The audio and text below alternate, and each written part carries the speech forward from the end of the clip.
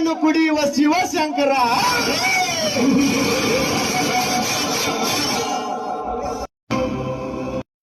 ಕೂಲಿಗಾಗಿ ಗತಿ ಇಲ್ಲದೆ ಹಿಂದೆ ನಿಮ್ಮ ತಂದೆ ನಮ್ಮ ಹತ್ತಿರ ಸಾಕಷ್ಟು ಸಾಲವನ್ನು ಪಡೆದುಕೊಂಡು ನಿಮ್ಮನ್ನು ಸಾಕಿಸಲಿದ್ದಾರೆ.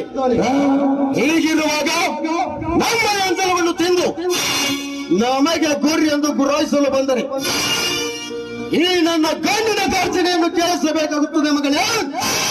ಎಚ್ಚರದಿಂದ ಮಗಳು.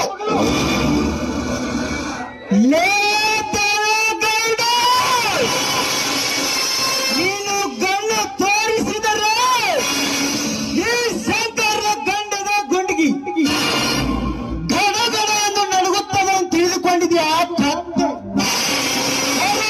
ತಲೆ ಇಟ್ಟು ಅನಿಕೆಯ ಪೆಟ್ಟಿಗೆ ಹಾರುವುದುಂಟೆ.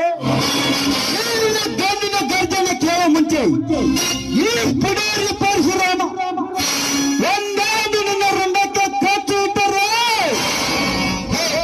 ಆ ನಿನ್ನ ರುಂಡ ಬಂದು ಬೀಳೋದು ಈ ಶಂಕರ ಪಾದದ ಮುಂದೆ.